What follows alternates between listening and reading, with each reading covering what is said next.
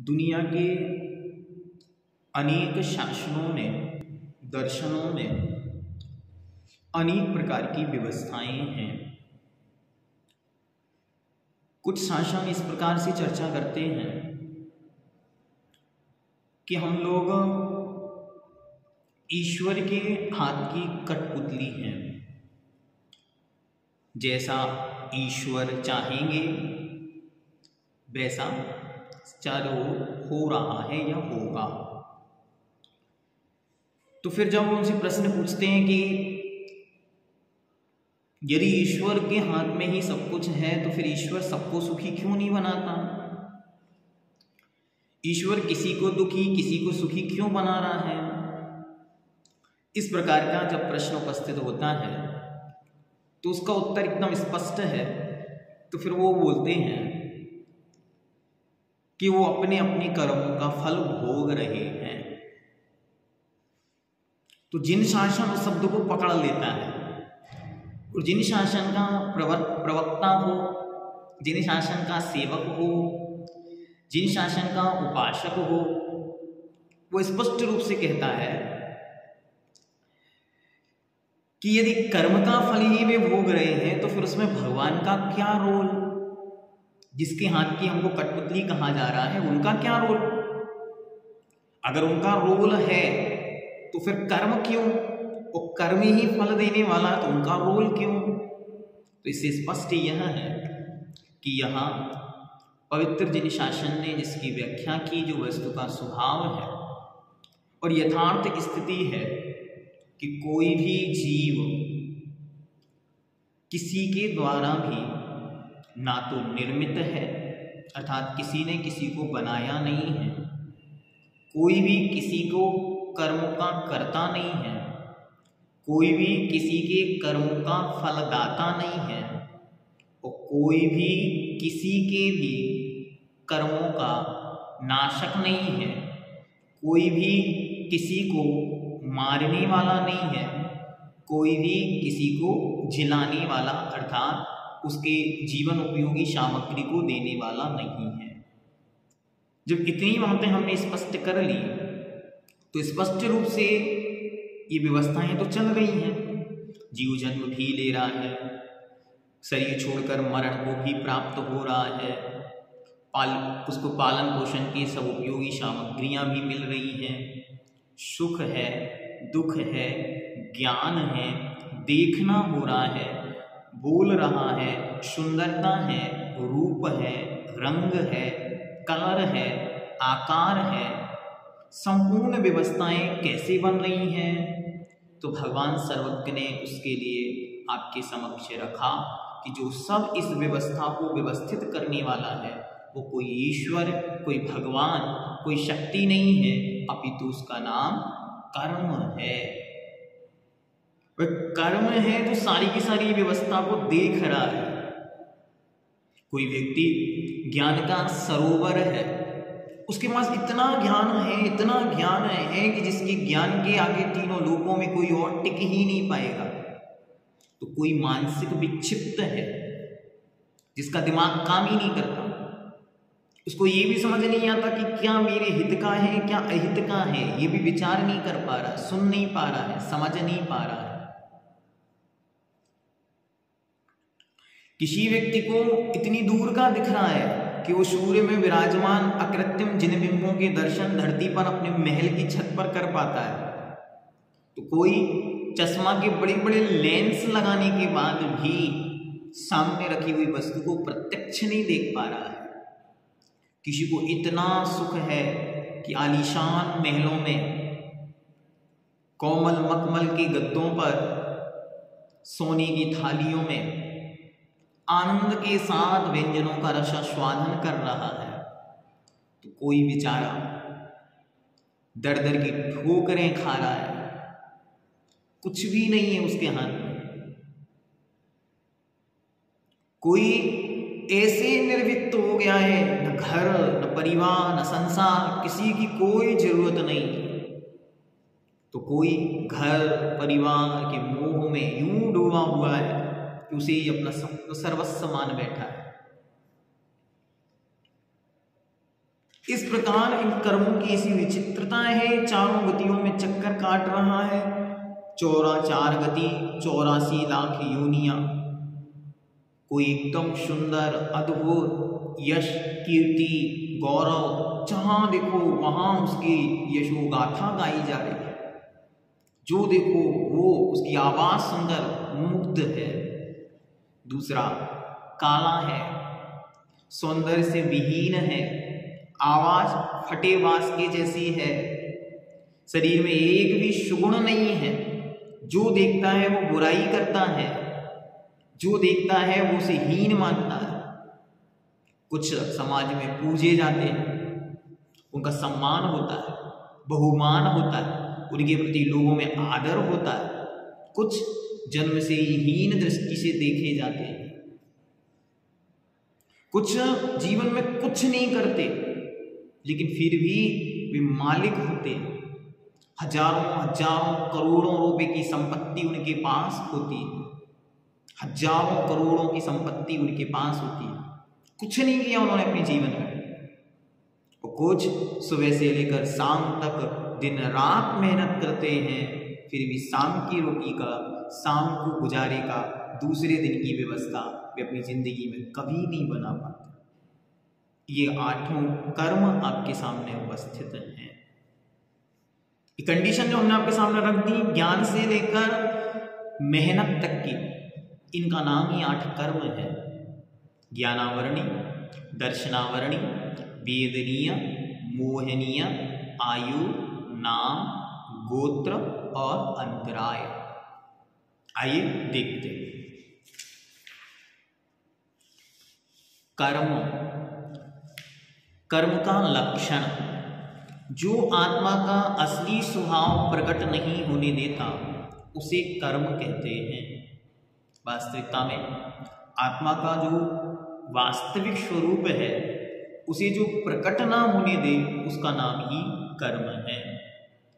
जैसे बहुत सी धूल या मिट्टी उड़कर सूर्य के प्रकाश को ढक देती है, उसी प्रकार लोक में सब जगह भरे हुए जो पुद्गल परमाणु राग द्वेष के निमित्त से आत्मा के प्रदेशों के साथ मिलकर आत्मा का स्वभाव ढक देते हैं, उन पुद्गल परमाणुओं को कर्म कहते हैं।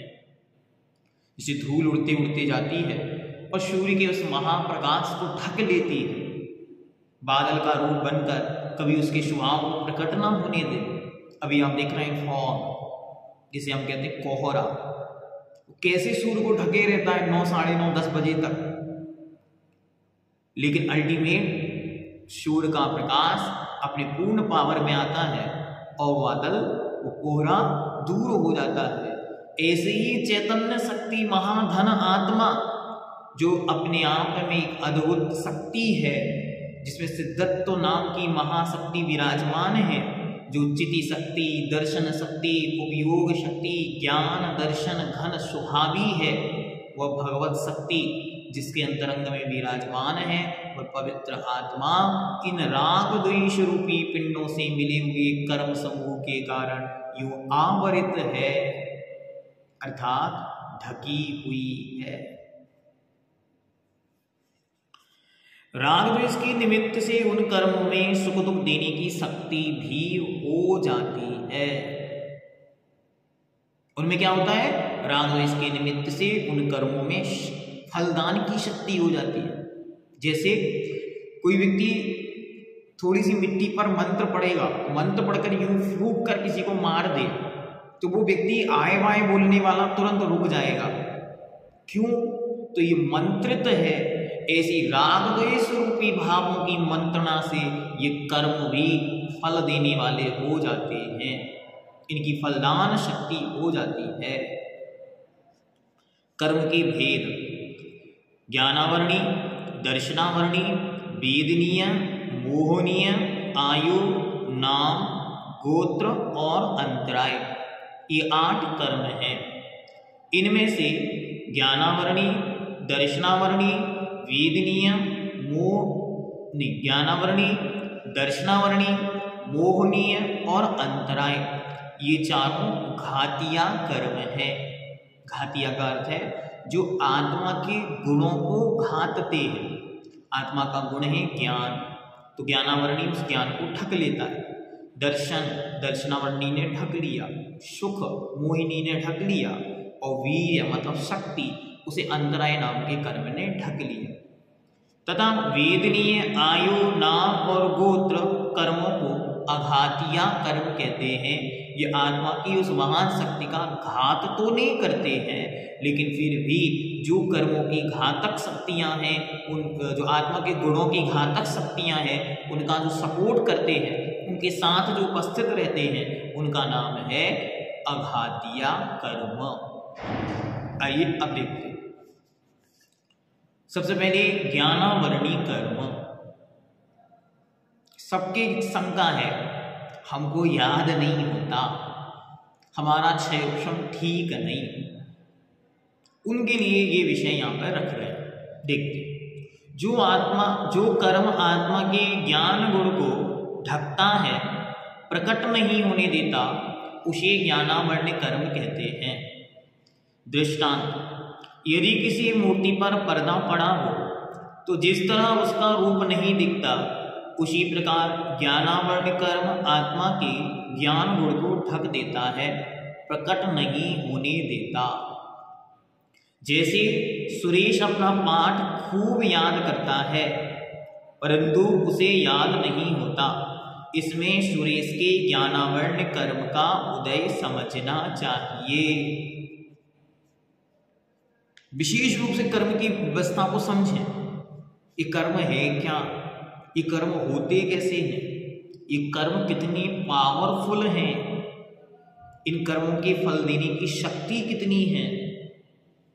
जिस ज्ञान के बल पर तीनों लोक जाने जा सकते हैं, शालोकानां त्रिलोकानां यद विद्या दर्पणायते, जिस ज्ञान के बल पर असंख्यात लोक यदि ऐसे ही जैसे 363 घनराज्य प्रमाण ये लोक है, ऐसे असंख्यात लोक भी उपस्थित हो, तो जिनका ज्ञान जानने में सक्षम है, वे भी विज्ञानशाली जीव अज्ञानता में धुत हो जाते हैं। किताब को सैकड़ों बार पढ़ाने पर एक अक्षर समझ में नहीं आ रहा है, ऋमोकार मंत्र भी जिनको याद नहीं हो रहा है, ऐसी कर्म की विचित्रता ज्ञानावरणी की देखी जाती है। आइए देखते हैं इसके बनने के कारण, कैसे ये कर्म बनता है। ज्ञान के साधनों में विघ्न डालना सबसे बड़ा कारण। इसकी जागृति इसलिए हमें जीवन में चाहिए क्योंकि भगवान सर्वज्ञ के शासन का मूल मंत्र है, जैसा तुम करोगे वैसा फल मिलेगा। Is everything on your thought, आपके विचारों पर सब कुछ आधारित है। जैसे आपके मन की विचार होगा, जैसे आपके वचनों का शब्द होगा, जैसे आपके काय की प्रवृत्ति होगी, तदनुसार आपका जीवन होगा।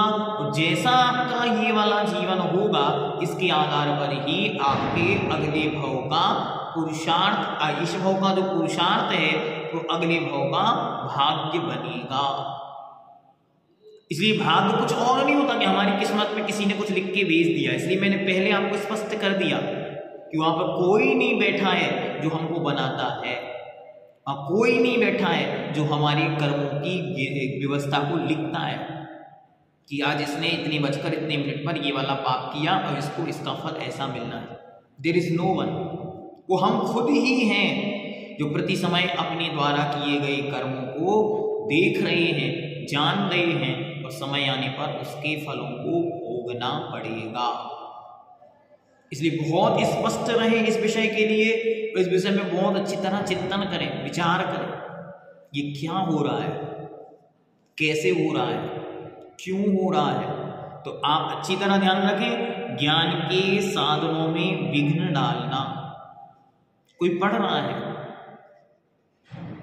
उसकी पढ़ाई को रोक देना, उसके पढ़ाई के जो साधन है उनसे उसको दूर करना, पुस्तक फाड़ देना, पुस्तक की अविनय करना, ज्ञान के जो साधन है, ज्ञान के जो उपकरण है, उनकी अविनय करना, छिपा देना, किसी को पढ़ता देखकर अरे इसको सब कुछ याद हो जाता है, इसकी किताब छिपा देते हैं। ये चीज़ें आपको बच्चों को समझानी चाहिए, क्योंकि जब वो स्कूल्स में कॉलेजेस में होते हैं तब इन सब परिणामों के साथ बहुत समय उन्हें व्यतीत करना पड़ता है, क्योंकि वहाँ कंपटीशन रेज होता है। किसी को आगे बढ़ता देखकर उसके ज्ञान के प्रति बहुत कलुषता उसके अंतरंग में उत्पन्न होती है। किसी को नहीं बताना, जानते हुए भी किसी को उस ज्ञान को डिलीवर नहीं करना, नहीं देना, नहीं बताना। क्यों? अगर मैं इसे बताऊंगा तो यह भी मेरे बराबर का हो जाएगा। अपने ज्ञान का गर्व करना, घमंड करना, भैया जी पहले तो याद होता था अब याद नहीं होता। क्यों? जब याद होता था तब आपने अपने आप को सर्वज्ञ मान लिया था, हमको सब कुछ आता है। उस ज्ञान के अहंकार ने, उस ज्ञान के अभिमान ने, उस ज्ञान के गर्व ने, मद ने हमारे ज्ञान पर आवरण डाल दिया। और ज्ञानावरण कर्म का ऐसा तीव्र आश्रय हुआ कि उस कर्म ने आकर हमको अब अज्ञानी की कोटि में रख दिया। अब कुछ याद नहीं होता। इसलिए ज्ञान का मद नहीं करना, और यदि ज्ञान का कदाचित मद उत्पन्न हो तो तुरंत अपनी आंखें बंद करके वो केवली भगवान का स्मरण करो। शालोकानां त्रिलोकानां यद विद्या दर्पणायते। कहां उनका ज्ञान है? तीनों लोगों को आलोक सहित एक समय में जान रहे हैं। वो कहां हम अज्ञानियों का ज्ञान है जिसे एक किताब के पहले पृष्ठ से लेकर अंतिम पृष्ठ तक पूरी किताब भी याद नहीं है और हम स्वयं को ज्ञानी मान रहे हैं। और हमेशा इस चीज को ध्यान में रखने के लिए कि हम कभी भी स्वयं को हीन भी ना माने। अभी तो बहुत अच्छी तरह ये समझें, हमने पूर्व में जो ज्ञान पर आवरण डाला था तद अनुसार ज्ञान की प्रवृत्ति आज मुझे मिली है, ज्ञान का क्षयक्षम आज मुझे मिला है। मैं अपने जीवन में अब ऐसे कृत्य करूंगा, इस प्रकार अपने ज्ञान का सदुपयोग करूंगा जिसके निमित्त से अब मुझे अपने ज्ञान पर आवरण नहीं डालूंगा, जिससे कि अब मेरा ज्ञान और विशुद्धि और निर्मलता और परिणामों की शुद्धि को प्राप्त होगा। इसलिए ज्ञान का यदि अभिमान आए तुरंत आंखें बंद कर केवली श्रुत केवली आचार्य भगवंतों गणधर भगवंतों इनका स्मरण करो और तुरंत उनको हाथ जोड़ के अनंतों नमोस्तु करो। हे भगवान, हमसे गलती हो गई, अब हम कभी अपने ज्ञान का अभिमान नहीं करेंगे। कहाँ उनका ज्ञान? भगवान समंत देव सिद्धांत, न्याय, व्याकरण, तर्क, औषधि, आयुर्वेद, शब्दानुशासन सब कुछ जिनके ज्ञान का विषय था, और कहाँ हम और आप हैं? विचार करें, जिन्हें एक भी विद्या पूर्ण रूप से नहीं आती। इसलिए कभी भी अपने ज्ञान के प्रति ये भाव रखकर कि मद, मात्सर्य, ईर्ष्या, घृणा, तुच्छपना किसी के व्यक्ति के प्रति कभी भी अपने जीवन में हम धारण ना करें। अपितु हम हमेशा दृढ़ बनकर, मजबूत बनकर ये भावना भाएं कि आज हमारा दीपक अधिक प्रकाशित है तो हम इस प्रकाश से संसार की अज्ञानता का नाश करेंगे। आज हमारा दीपक अधिक ज्ञानवान है, हमारी चेतना अधिक ज्ञान के प्रकाश में है, तो हम जगत को प्रकाशित करेंगे। जिनवाणी में संशय करना, बहुत अच्छी तरह जो चीज समझ में ना आए माँ जिनवाणी भगवती को नमोस्तु करके ये भावना भाव, हे माँ ऐसा ज्ञान प्रकट हो जो मैं सब कुछ जानने की क्षमता रख सकूं। शंका नहीं करना है, जिज्ञासा पैदा हो इसमें क्या होता है, हम इसको और अच्छे से जानेंगे, हम इसको और अच्छी तरह से समझेंगे। शंका नहीं करनी है कि भगवान ने ऐसा कहा, विज्ञान इसको ऐसे कहता है, कहीं भगवान ने गलत तो नहीं कहा, कहीं शास्त्रों में गलत तो नहीं लिखा। नहीं, ये बिल्कुल स्पष्ट अपने दिमाग में सेट करके रखना है कि हमको जो डिलीवर्ड किया जा रहा है, जो हमको तक भेजा जा रहा है, जो हमको प्राप्त हुआ, उसमें कहीं ना कहीं कोई कमी हो सकती है। भगवान ने कोई कमी नहीं कही थी। हो सकता है प्रिंटिंग मिस्टेक हो गई हो सकता है किताब को जिसने माइंड करके दिया उसने कुछ गड़बड़ कर दी हो सकता है लिखते समय लिखने वाले के क्षय उपशम की कमी के कारण, क्षय उपशम के ज्ञान के कारण कहीं कुछ कमी हो गई हो। भगवान के वचनों में कोई कमी नहीं थी, क्योंकि भगवान तो सर्वज्ञ थे।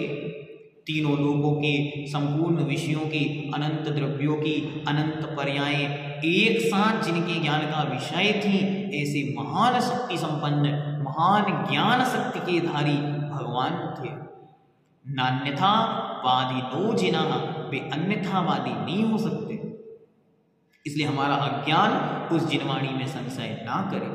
हमेशा हाथ जोड़कर ये कहें, मुझे ये विषय समझ में नहीं आया। इसलिए प्रश्न करना, शंका करना, प्रश्ना करना, पूछना, इन सब के विषय में बहुत विनय चाहिए।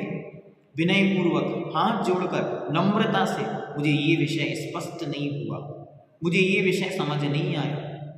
और हमेशा ध्यान रखें, गद्दी पर कोई आकर बैठा, अब इसके देखो मैं इसके मजे लेता हूँ, ऐसे ऐसे प्रश्न पूछूंगा, एक उत्तर नहीं बनेगा। नहीं, ये यदि आपने किया तो ये मानो अगले जन्म में मानसिक विक्षिप्त बनेंगे। इसलिए कभी भी अपने जीवन में किसी के भी ज्ञान की परीक्षा लेने का प्रयास भी नहीं करना। हाँ, जब आप शिक्षक बन जाए और वो आपके शिष्यत्व को स्वीकार कर ले, आपका विद्यार्थी बन जाए, तब उसके ज्ञान के वर्धन के लिए, उसकी आलस्य प्रमाद को दूर करने के लिए, उसके अंतरंग में ज्ञान की भावना भरने के लिए फिर आप उससे प्रश्न आदि करते समय ये सब कार्य कर सकते हैं। लेकिन सामान्य से कभी किसी को हीन दिखाने के लिए जिनवाणी में संशय नहीं करना। अर्थ का अनर्थ करना। अभी ज्ञानवाणी के कारण बता रहे हैं, किन किन कारण, मैं उसी के साथ आपको ये बताते जा रहा हूं कि क्यों आपको ये नहीं करना, या इसकी जगह पे आपको क्या करना है। तो कह रहे हैं अर्थ का अनर्थ करना। क्या ऊपर श्लोक लिखा है, क्या गाथाएं लिखी हैं, कुछ नहीं आता तो आंख बंद करके बैठ जाओ, भगवान के मुख से निकलते ओंकार का ध्यान करो कि भगवान आपकी ओंकार दिव्य ध्वनि ही बस वही मंत्रों का सार है, वही समग्र स्तुत का सार है, समस्त द्वादशांग का सार है, बस वही मैं जपता हूँ, मुझे कुछ नहीं आता। लेकिन अर्थ का अनर्थ नहीं करना, आगम की भाषा, आगम के शब्दों का अर्थ का परिवर्तन नहीं करना, उस अर्थ को अनर्थ रूप में प्रवृत्ति, अनर्गल प्रवृत्ति उसके साथ नहीं करना। जो आगम का वाक्य है वो कहाँ प्रयुक्त हुआ, क्यों प्रयुक्त हुआ, उस सबका ज्ञान यदि नहीं है कोई बात नहीं है, लेकिन उससे अनर्थ कभी भी नहीं करना। गुरु की निंदा करना, जिनसे ज्ञान प्राप्त हुआ उनकी अब जीवन भर कभी भी निंदा नहीं करना, जीवन पर्यंत। वो कैसे भी हो उनके विषय में मौन। क्यों? हमारे गुरु हैं, उनके विषय में, उनका विषय जैसे खोले लोगों से कहो भैया उनके विषय में कोई चर्चा नहीं सुनना। गुरु का नाम छिपाना, जिनसे ज्ञान मिला उनका नाम यदि आपने छिपाया तो ज्ञान पर आवरण पड़ेगा। झूठा उपदेश देना, जो हुआ ही नहीं, जो है ही नहीं, इस प्रकार का उपदेश देना आदि कार्यों से ज्ञानावरण कर्म का बंध होता है। इनसे उल्टे अर्थात विपरीत कार्य करने से ज्ञान का विकास होता है। दुनिया में आप चाहोगे आपको ज्ञान के विकास के मंत्र दिए जाएंगे, यंत्र दिए जाएंगे, तावीज, गंडे, भभूत और ना जाने कितनी प्रकार की चीजें दी जाती हैं। इसको करने से ज्ञान की वृद्धि होती है। मैं आपको एक मंत्र देता हूं, सारे संसार का ज्ञान आपके ज्ञान का विषय बन जाएगा। एक चीज करनी है, क्या? एक चीज यदि हमने जीवन में कर ली तो हमारा ज्ञान अनंत सिद्धों के समान, अरिहंत केवली भगवान के ज्ञान के समान बन जाएगा। क्या करना? संक्लेश को कम करके विशुद्धि को बढ़ाना। जितनी जितनी परिणामों में विशुद्धि बढ़ेगी, निर्मलता आएगी, परिणामों की विशुद्धि के बल पर ज्ञान का क्षयोक्षम बिना किताब पढ़े बढ़ता है। आपका कोई उदाहरण? चलो उदाहरण नंबर 1, जितने भी आज तक बुद्धि रिद्धि के धारी मुनिराज हुए वे किसी किताब को पढ़कर नहीं हुए, वे अपने आत्म परिणामों की विशुद्धि के बल पर बुद्धि रिद्धियों की शक्ति को प्राप्त करते हैं।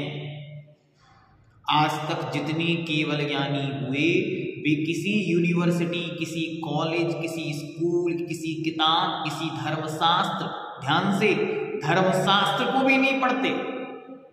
इसको पढ़ने का अर्थ क्या है? इसको पढ़ने का भाव है परिणामों की विशुद्धि का वर्धन। परिणामों में निर्मलता है, परिणाम और स्वच्छ और सुंदर और स्पष्ट और मजबूत होते चले जाएं। यदि परिणामों में स्पष्टता नहीं है, परिणामों में मजबूती नहीं है, परिणामों में विशुद्धि नहीं है, परिणामों में संश्लेषता है, तो आपके द्वारा पढ़ा गया संपूर्ण द्वादशांग का ज्ञान भी आपको संसार से पार लगाने का कारण नहीं बनता।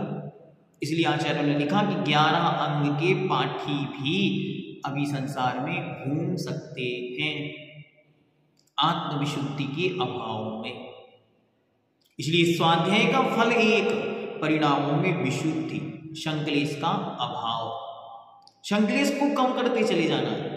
संक्लेश जितना कम होगा और परिणामों में जितनी निर्मलता होगी, परिणामों में जितनी विशुद्धि आएगी, उतनी उतनी हमारे ज्ञान के तंतु खुलते चले जाएंगे। तो ये एक काम सबको करना है। रोज अच्छी तरह बैठ के 15 मिनट 20 मिनट विचार करो, किन परिणामों से, किन कार्यों से संक्लेश बढ़ता है, उन कार्यों से हमको दूर हटना है। किन कारणों से, किन कार्यों से विशुद्धि बढ़ती है, परिणामों की निर्मलता आती है, अब उन कामों में हमको लगना है। जिन कार्यों के करने से आत्म परिणामों में आह्लाद आता है, आनंद आता है, उत्साह बढ़ता है, उमंग बढ़ता है, जिसे कर कर लगता है अब बस, अब तो हमने ऐसे आनंद को पाया है, ये आनंद कभी समाप्त ना हो, बस हम करते चले जाएं, इसका नाम है विशुद्धि, निर्मलता। परिणामों में इतनी सुंदरता कि जिस परिणाम के यदि उस समय साक्षात केवली भगवान के ज्ञान में हम ही मात्र समय फोकस में यदि आए तो भगवान को भी आश्चर्य हो, ऐसे परिणामों के धारक पंचम काल में 21वीं सदी में इस भारत के अंदर पाए जाते हैं। ऐसी विशुद्ध परिणामों को धारण करने से निरंतर विशुद्धि बढ़ती है। और उदाहरण, शिव कोटि या शिव आर्य महाराज, जिनको णमोकार भी कभी याद नहीं होता था, और जब आत्मविशुद्धि भेद विज्ञान उत्पन्न हुआ, मैं शरीर नहीं मैं आत्मा हूं और ये आत्मा इस शरीर से भिन्न है, तुस्मास भिन्नम, ये विशुद्धि का मूल मंत्र बनाया और इस मंत्र की आराधना करने बैठ गए, इसका चिंतन करने बैठ गए। तुस्मास भिन्नम जीवन्यः उद्गलश्चान्यः यत्यसौ तत्व संग्रह, जीव अलग है, उद्गल अलग है, यही तत्व का सार है। ऐसा निरंतर चिंतन करते करते भेद विज्ञान के बल पर ऐसी महान विशुद्धि को वे प्राप्त हुए कि उसी भाव में उन्हें केवल ज्ञान उत्पन्न हो गया। कहते हैं उनको वहां केवल ज्ञान उत्पन्न हुआ और वहां सारे ब्रह्मांड में चारों तरफ जो स्थानीय देवता थे वे आने लगे। जब देवताओं को आके देखा तो ये क्या हो गया, तो उनके गुरु महाराज पूछते शिष्यों से ये क्या हुआ। किसी शिष्य ने बताया महाराज किन्हीं को केवल ज्ञान हुआ। सब पिछी कमंडल उठाकर उनके दर्शन करने के लिए भागे, किनको केवल ज्ञान हुआ। जाकर देखा ये तो शिवालय हैं, ये तो शिवकोटि हैं। और उनको जैसे ही देखा सबने अपनी पिछियां उठाकर अपने मस्तकों को जोड़कर अपने माथे पर रख लिया कि जिसको जीवन में णमोकार मंत्र याद नहीं हुआ उसको केवल ज्ञान हो गया। यह है विशुद्धि का बल। इसलिए अपने परिणामों में ऐसी विशुद्धि लाओ, ऐसी निर्मलता लाओ। किताबें ज्यादा नहीं पढ़ पाते कोई बात नहीं, लेकिन संक्लेशता नहीं आनी चाहिए, कषाय नहीं आनी चाहिए। दूसरे के प्रति मात्सर्य ईर्ष्या से नहीं भरना है, बल्कि विशुद्धि से भरना है। किसी को ज्ञानी को देखे तो घबराना नहीं, इतना ज्ञान क्यों है, अभी तो इसी परिणामों को निर्मलता लाओ। जैसी विशुद्धि के बल पर इनने ज्ञान पाया है ऐसी विशुद्धि मुझे प्राप्त हो। और उदाहरण सुनिए, जगत पूज्य आचार्य विद्यासागर जी महाऋषिराज 9वीं पास, 9वीं तक पढ़ने वाले वे महर्षि आज संपूर्ण सकल सृष्टि पर हिंदी भाषा को प्रसारित करने वाले हजारों हजारों लाखों लाखों लोगों के मोटिवेटर हैं। जिसने खुद स्वयं 9वीं तक पढ़ाई की है, उनके द्वारा लिखित मूक माटी पर हजारों लेख लिखे जा चुके हैं, 100 से अधिक PhDयां लिखी जा चुकी हैं। क्या महत्वपूर्ण व्यक्तित्व बना, ये है विशुद्धि का परिणाम। किताबी ज्ञान नहीं है ये। किताबी ज्ञान में तो वो उनसे भी ज्यादा कितनी ही डिग्रियां, PhDयां, MPhil, AA, MMA, net, JRF, दुनिया भर की चीजें लोग करके बैठे हैं, लेकिन उनके परिणामों में विशुद्धि नहीं है। चारित्र के बल पर जो महाविशुद्धि एक निर्घंत योगी ने पाई है, उस विशुद्धि का परिणाम है कि आज वे महायोगी इस सकल सृष्टि पर अपने ज्ञान के बल पर सकल जगत को ज्ञान का मार्ग दिखला रहे हैं। इसलिए हम सभी भी अपनी विशुद्धि बढ़ाएं, संकलेशता को दूर करें। आज हमने ज्ञानावरणी कर्म के विषय में जाना।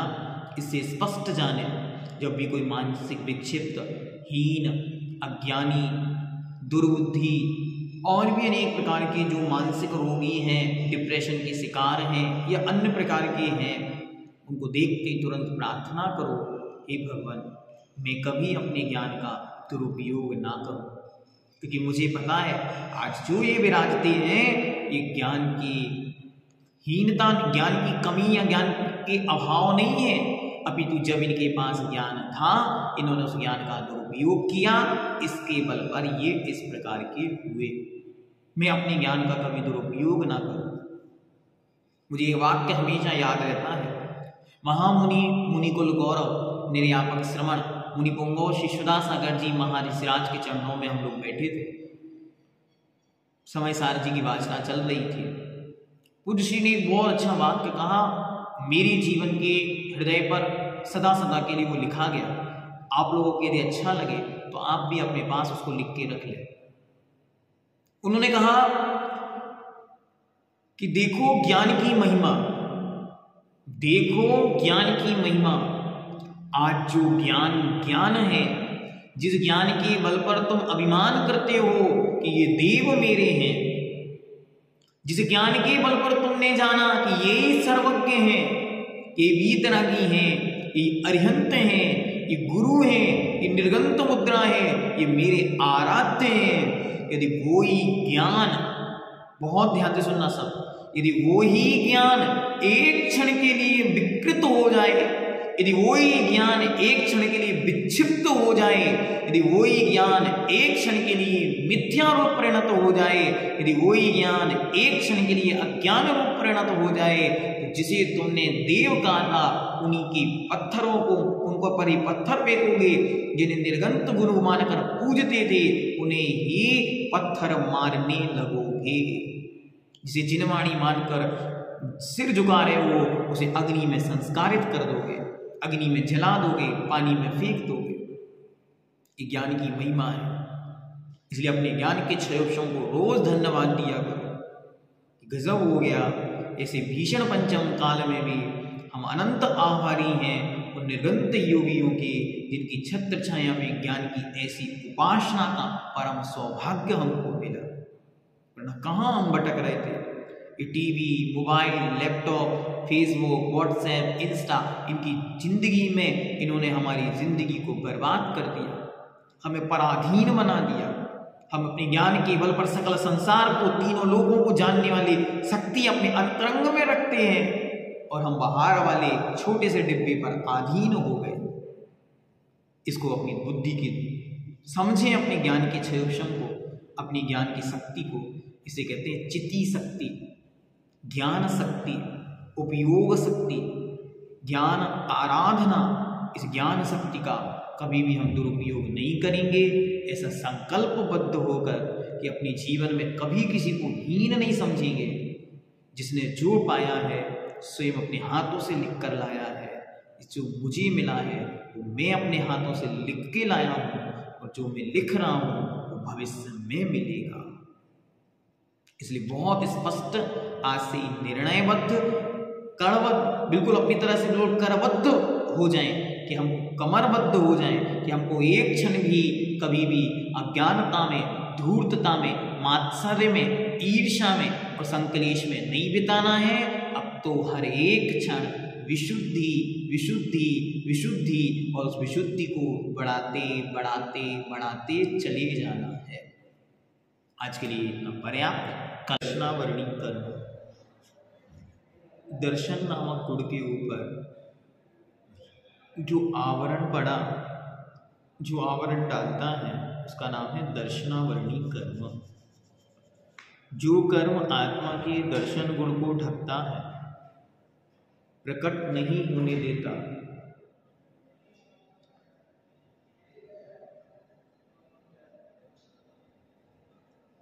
जो कर्म आत्मा के दर्शन गुण को ढकता है, प्रकट नहीं होने देता, उसे दर्शनावरण कर्म कहते हैं।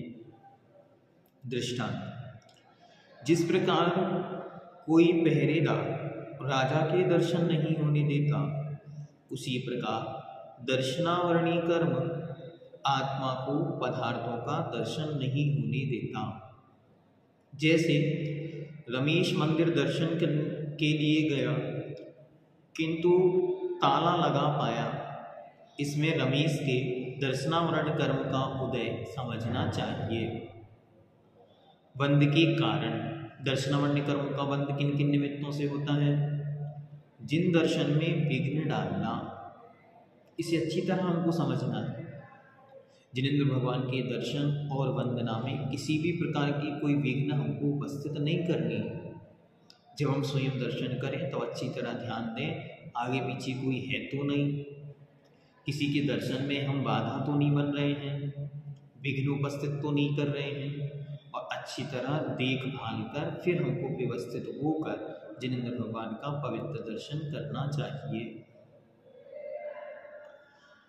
किसी की आँख फोड़ना, किसी की आँख फोड़ देना, यद्यपि ये कोई जानबूझकर तो प्रवृत्ति नहीं करता, लेकिन फिर भी अनजाने में ऐसे खेल, ऐसी क्रियाएं जिनसे किसी की आँख फूट सकती है, आँख को बाधा पहुँच सकती है, ऐसी क्रियाओं का करना।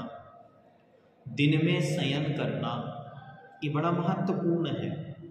आप कहेंगे नहीं हम तो थक जाते हैं तो सोना पड़ता है। प्रमाद के लिए, प्रमाद को दूर करने के लिए सोए तो अलग बात है, लेकिन प्रमाद बसात सोए ये अलग बात है। इसलिए बहुत सतर्क होने की आवश्यकता इसमें है।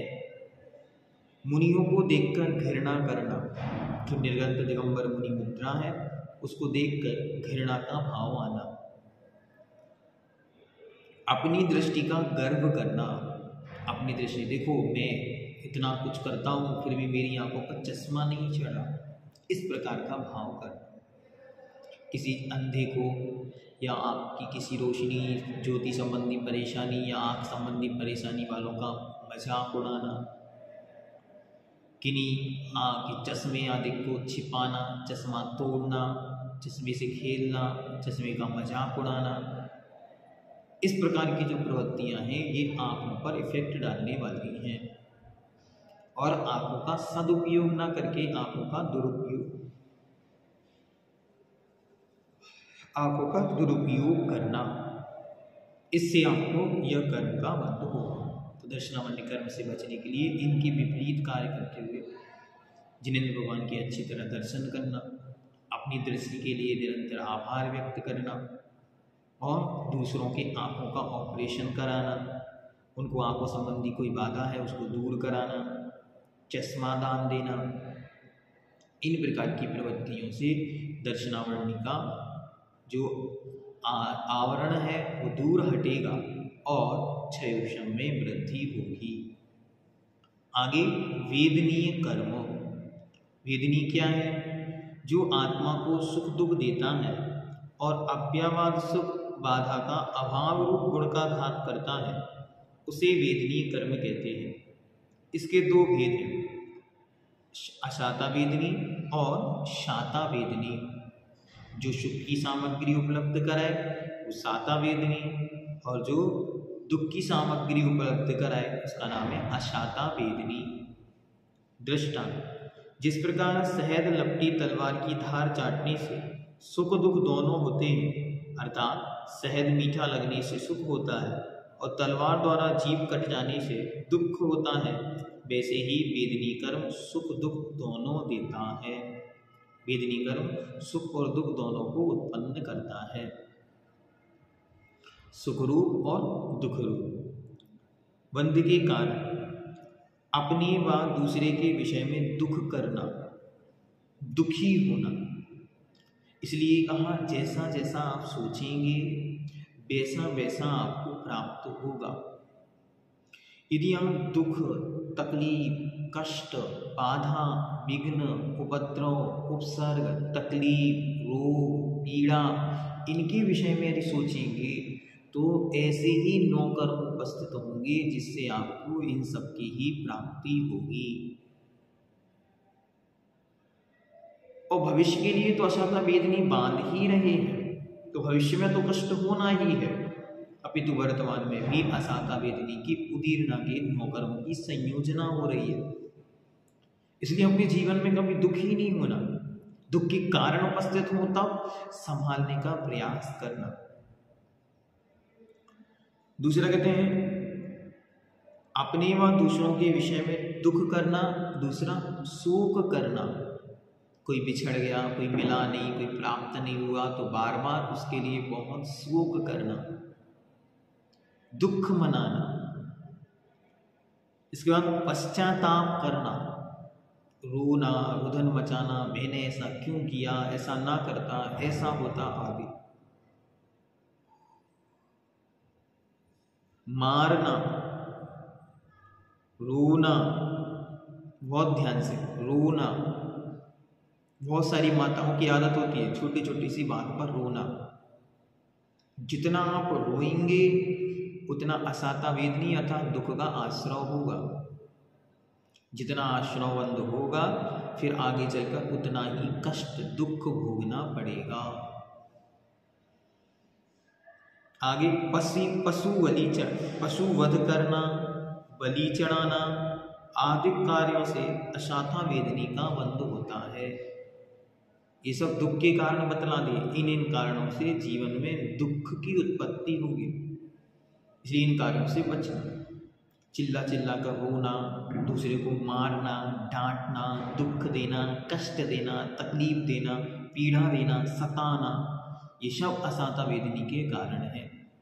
आज हम किसी निमित्त से दूसरों को दे रहे हैं और जब वे उदय में आएंगे, उनकी उदीर्णा होगी तो वे हमें महान कष्ट के कारण बनेंगे। और इसके विपरीत सुख की प्राप्ति कैसे होती है?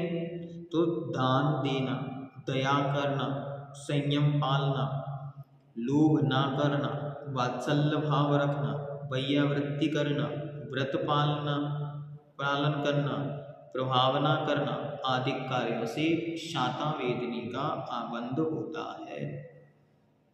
अच्छी तरह ध्यान रखना है, इन कार्यों से सुख की प्राप्ति होती, इसलिए ये कार्य हमको कर। जिनेंद्र भगवान की पूजा करना, गुरु महाराज को आहार दान देना, स्तुति स्त्रोत आदि पढ़ने से महानतम सुख की प्राप्ति होती, महानतम शाता वेदनी का आश्रय होता। इसलिए इन कार्यों में मन लगाना, अशुभ प्रवृत्ति से बचना, इससे भी शाता वेदनी का आश्रय होता। अपने मन को अच्छे कार्यों में लगाना। मानो सामर्थ्य नहीं है, अच्छे कार्य नहीं कर पा रहे, तो कम से कम जो अच्छा कर रहे हैं उनकी अनुमोदना करना, उनकी प्रशंसा करना, उनको आनंदित हो ऐसे कार्य करना, उनकी सेवा करना, ये से कार्य हमको करने चाहिए।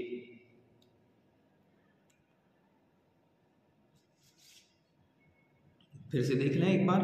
दया करना, दान करना, संयम पालना, मोह लोभ ना करना, वात्सल्य रखना, वैयावृत्ति करना, व्रत पालन करना, प्रभावना करना, अच्छे अच्छे कार्यों के माध्यम से शासन की प्रभावना करना आदि कार्यों से शाता वेदनी कर्म का बंध होता है। शाता वेदनी अर्थात सुख की सामग्री उपलब्ध कराता। जिसके शाता वेदनी का जितना तीव्र क्षयोक्षम उस जीव के द्वारा उतनी शासन की महती प्रभावना, उतना उसको सुख और आनंद की अनुभूति, उससे ज़्यादा सुख जितना जीवन में बढ़ेगा उतना उतना वह अपने जीवन को और शांति के साथ निर्वाह करेगा। आगे मोहिनी कर्म, जो कर्म आत्मा के सम्यक्त और चारित्र गुण का घात करता है अथवा जिसके उदय से जीव स्वभाव को भूलकर अपने से जुदा पर वस्तुओं में लुभा जाता है, पर वस्तुओं में ममत्व बुद्धि के साथ लिप्त हो जाना, डूब जाना। दृष्टांत, जिस प्रकार शराबी को मदहोश कर देती है उसी प्रकार मोहिनी कर्म आत्मा को मोहित कर देता है। इस कर्म के निमित्त से प्राणी पर पदार्थों में इष्ट अनिष्ट की कल्पना कर इष्ट और अनिष्ट रूप आचरण करने लगता है। सही और गलत के स्वभाव को भूलकर, सही और गलत वस्तु को भूलकर गलत और वस्तुओं में उलझ जाता है। क्रोध, मान, माया, लोभ आदि मोहिनी कर्म के उदय से ही होते हैं। जैसे प्रकाश ने क्रोध में आकर जिनेश को मार दिया, जिनेश ने लोभ में आकर राजकुमार को लूट लिया। इसमें प्रकाश और विजय के मोहिनी कर्म का उदय समझना चाहिए। बंध के कारण सच्चे देव, शास्त्र, गुरु और धर्म में दोष लगाना। जो देव का स्वरूप है, जो सच्चे देव हैं, उनको वैसा उनके स्वरूप को ना जानते हुए अन्यथा प्रवृत्ति करना। संसार में लौकिकता में जो देव प्रचलन में है, जो मान्यताएं प्रचलित में है, जो धर्म प्रचलन में है, उसको ही शाश्वत और सुखी का कारण मान लेना, यही धर्म है। सब भगवान एक से होते हैं, सब देवी देवता एक ही हैं, सब भगवान ही हैं। देवी देवताओं को भगवान मान लेना, देवी देवताओं को भगवान बराबर पूजन करना। देवी देवता अलग हैं, भगवान अलग हैं। देवी देवता बहुत छोटे हैं और भगवान बहुत बड़े हैं। इस प्रकार का विचार नहीं होना। वीतरागी और सरागियों को एक मानना। वीतरागियों की चरणों की सेवक होते हैं सरागी। इस चीज़ को अच्छी तरह हमको समझना चाहिए कि सरागी कौन है और वीतरागी कौन है। सरागी और वीतरागी में अंतर क्या है, इसका बोध अच्छी तरह हमको जीवन में होना चाहिए। यदि ये बोध हमको अच्छी तरह उपलब्ध नहीं होगा तो हमारा जीवन अभी रास्ते पर नहीं है। मोहिनी कर्म यदि हमको मोहित करता रहेगा तो कभी इस संसार से पार नहीं होंगे, क्योंकि इन 8 कर्मों का राजा मोहिनी कर्म है।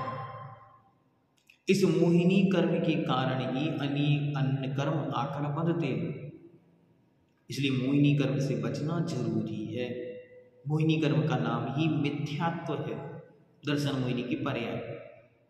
इसलिए बहुत अच्छी तरह इस विषय को बहुत अच्छी तरह समझकर रत्नकंड, श्रावकाचार आदि से इनका अध्ययन करके जानकर, देखो मेरी आत्मा के कल्याण के लिए ये मोहिनी कर्म की जो विचारधाराएं हैं इनसे बचना है। सच्चे देव, शास्त्र, गुरु और धर्म में दोष नहीं लगना चाहिए। सच्चे देव को सच्चे देव कैसे होते हैं उनका स्वरूप जानना, जो सच्चे देव नहीं है उनसे बचना। सच्चे शास्त्र, आगम ही सच्चा शास्त्र है जो जिनेंद्र भगवान के पवित्र मुख से निकला, गणधर भगवंतों के द्वारा लिखा गया और आचार्य गणधर भगवानों के द्वारा पूछा गया और आचार्य भगवंतों के द्वारा लिखा गया, वही सच्चा शास्त्र है। उसके आधार से अपने जीवन का बनाना, अन्यथा खोटे जो मिथ्या दृष्टियों के द्वारा लिखे गए शास्त्र हैं इनको अपने जीवन में नहीं पढ़ना। चलो कुछ तो पढ़ा, ये भाव भी नहीं करना, नहीं हम जीवन में बिना पढ़े मरण को प्राप्त हो जाएं तो चलेगा, लेकिन खोटे शास्त्र 100 जन्म कुर्बान है इस एक जन्म के आगे रे, पुण्य जाने क्या किए जो भाग मेरे जागे रे, जुड़ गए तुझसे प्रभु मेरे दिल के धागे रे, मेरे दिल में केसरिया ध्वजा का रंग लागे। बहुत अच्छी तरह इस विषय को समझना कि जो सच्चा शास्त्र यदि नहीं मिला तो हम पढ़ेंगे नहीं तो चलेगा। क्यों? क्योंकि खोटे शास्त्रों से जो धर्म अध्ययन होगा वो महान महान मिथ्यात्व को बांधेगा, और जब वो मिथ्यात्व उदय में आएगा तो सारा कष्ट मेरी आत्मा को भुगतना पड़ेगा। इसलिए मैं खोटे शास्त्रों का अध्ययन नहीं करूँगा, चाहे अध्ययन ना करूँ तो चलेगा। फिर है खोटे गुरु, इनसे भी बचना। सच्चे गुरु का चित्त और स्वरूप समझो, ये सच्चे गुरु हैं। सच्चे गुरु ना मिले तो दुनिया में कोई गुरु नहीं बनाए चलेगा, कोई दिक्कत नहीं, कोई बाधा नहीं। लेकिन अगर सच्चे गुरु के स्वरूप का घात किया, मिथ्या गुरु खोटे गुरु को गुरु माना, तो आपने महान अज्ञान को बढ़ाया, और वह महान अज्ञान हमारी आत्मा का महान घात करेगा। इसलिए उससे बचना। और खोटा धर्म, अहिंसा को धर्म मानना, पाप को धर्म मानना, हिंसा को धर्म मानना, और जितने ये जीव दूसरों को कष्ट देने वाली क्रियाएं हैं उनको करते हुए धर्म मानना, ये सच्चे धर्म पर दोष लगाने हैं। उनके स्वरूप को बदलना, सच्चे देव, सच्चे शास्त्र और सच्चे गुरु के स्वरूप को बदल देना। अपने स्वार्थ के वशात, अपने स्वार्थ की सिद्धि के लिए ऐसा सब कार्य लोग संसार में करते हैं। मिथ्या देव, शास्त्र, गुरु की प्रशंसा या सेवा करना। मिथ्या देव, मिथ्या शास्त्र और मिथ्या गुरुओं की प्रशंसा करना, इनकी सेवा करना, इनकी तारीफें करना, आगम की मर्यादा का उल्लंघन करना। जिन शासन में, पवित्र जिन आगम में जो शास्त्र में कहा गया उसको ना मानते हुए और उसका उल्लंघन करना, क्रोधाधिक कषायें करना और कषायों की तीव्रता आना। सामान्य से गुस्सा आना सहज बात है, लेकिन उस गुस्से में बहुत भारी गुस्सा हो जाना, बहुत भारी अहंकार में आ जाना, बहुत भारी लोभ करना, ये कषायों की तीव्रता कहलाती है। वो कषायों की तीव्रता महान मोहिनी कर्म के आश्रव का कारण बनती है। कषाय, क्रोधाधिक कषायें करना इत्यादि कार्यों से मोहिनी कर्म का बंध होता है। आयु कर्म, आयु कर्म क्या है? जो कर्म आत्मा को नारकी, त्रियंच, मनुष्य, देव में से किसी एक के शरीर में रोके रखता है, अथवा जिस कर्म के उदय से जीव को किसी पर्याय में किसी नियत समय तक रहना पड़ता है, उसे आयु कर्म कहते हैं। जैसे अभी आप वर्तमान में मनुष्य हैं, तो ये आपकी मनुष्य आयु का भोग आप कर रहे हैं। जिस प्रकार सांकल में बंधा हुआ या काठ में फंसा हुआ मनुष्य उसके ना हटने तक दूसरी जगह नहीं जा सकता। काठ मतलब होती लकड़ी। पूर्व समय में ऐसे लकड़ी के वो बना दिए जाते थे जिनमें 2 छेद होते थे और उनमें पैर को फंसा देते थे, तो वो व्यक्ति कहीं जा नहीं पाता था। उसी प्रकार आयु कर्म भी प्राणी को मनुष्य आदि के शरीर में रोके रखता है। जब तक एक शरीर की आयु पूरी नहीं हो जाती तब तक दूसरे शरीर में नहीं जा सकता।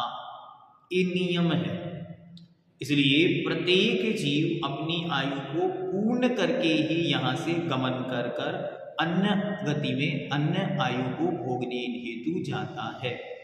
कोई भी किसी भी निमित्त के उपस्थित होने पर बिना आयु के बंध किए यहाँ से दूसरे स्थान पर नहीं जाता। ये नियम है। पर आपके मन में विकल्प उत्पन्न हो कि हम वहाँ घूम आए तो नहीं, ऐसा नहीं होता।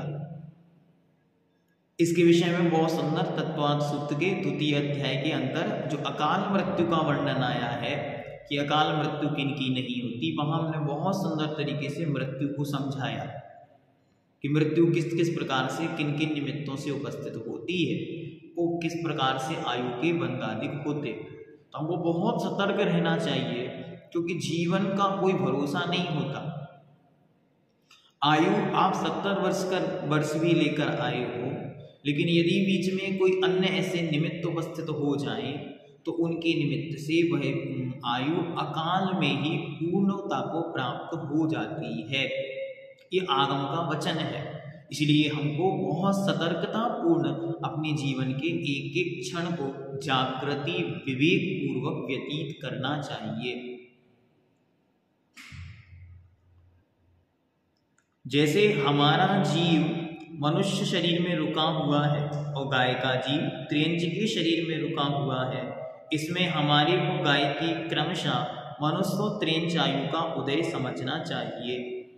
बंध के कारण व भेद, 4 प्रकार की आयु है, मनुष्य, देव, त्रियंच और नरक। इन चारों आयुओं के क्रमशः आचार्यों ने बहुत विस्तार से इनके वर्णन किए कि कैसे कैसे जीव परिणामों से किन किन गतियों में जाता, किन किन आयु को प्राप्त होता है।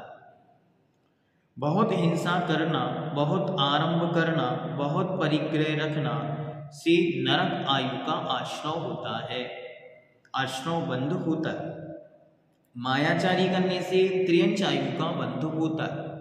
इसको मात्र हमको ये नहीं समझना कि एक ही कारण है, अनेकों कारण होते हैं। ये प्रमुख और मुख्य कारण बतला दिए। इसके बाद थोड़ा आरंभ और परिग्रह रखने से मनुष्य आयु का बंध होता है। सम्यक्त प्राप्ति, व्रत पालन करना, शांति पूर्वक दुख सहन करने से देव आयु का बंध होता है। ये अच्छी तरह समझ लें। ये एक प्रकार का भविष्य है, एक प्रकार की कुंडली है कि इनमें से जैसी स्थिति आपकी वर्तमान में है, बस उससे ही हम ये निर्णय कर लें कि अब हमारा भविष्य कैसा होगा। ये 4 कारण बता दिए मुख्य रूप से चारों गतियों के। बहवारंभ परिग्रहत्व नारकस्यायुषा, बहुत आरंभ, बहुत परिग्रह, बहुत संकलेश आदि करने से नरक आयु। माया त्रिययोनयस्य, मायाचारी से त्रियंची योनि। और इसके अलावा अल्पारंभ परिग्रहत्व मानुष्य, अल्प आरंभ, अल्प परिग्रह और परिणामों की शांति। और देवायु सम्यक्त्वं च, सराग संयम, संयमा संयम, बाल तप आदि जो है वह सब कुछ हमारे देवायु के आश्रम में कारण बनता है। इसलिए बहुत अच्छी तरह अपने परिणामों को संभाल कर रखना है कि कब, क्या पता कब किसके आयु का अपकर्ष काल आ जाए और उस समय आयु का आश्रम होगा। एक जीवन में 7 बार अपकर्ष काल उपस्थित होते और 8वां जो अपकर्ष काल होता है अंत समय, प्रायकर जीव उसमें ही अपनी आयु को बांधकर इस संसार से पार होते। 1/3 भाग आयु का बीत जाने पर पहला अपकर्ष काल पड़ता, तब आयु का आश्रय होता। फिर यदि ना हो पाए तो अगले अपकर्ष काल में होगा। इस प्रकार क्रमशः 7 अपकर्ष काल मिलेंगे, उनमें आपका आयु का आश्रय होगा। कब किसकी आयु का आश्रय हुआ कोई नहीं जानता, कब होगा कोई नहीं जानता। इसलिए हमेशा अपने परिणाम अच्छे रखें, निर्मल रखें और जो आगम की व्यवस्था है उसको समझते हुए अपने जीवन को उस अनुसार बनाने का प्रयास करें। नाम कर्म, नाम कर्म क्या है? ये बड़ा महत्वपूर्ण है, क्योंकि आपके जितने भी ब्यूटी पार्लर हैं इसके आगे फेल है।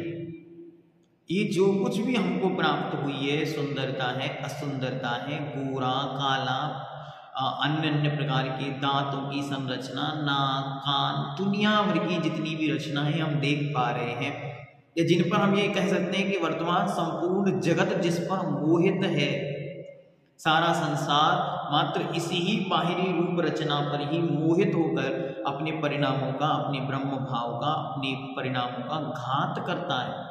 वो सब कुछ इस नाम कर्म की बनावट है। देखते, जो कर्म प्राणियों को तरह तरह के शरीर, आंगोपांग, आकार और रूप रूपांतर स्वरूप परिणामाता करता या बदलता है, उसे नाम कर्म कहते हैं।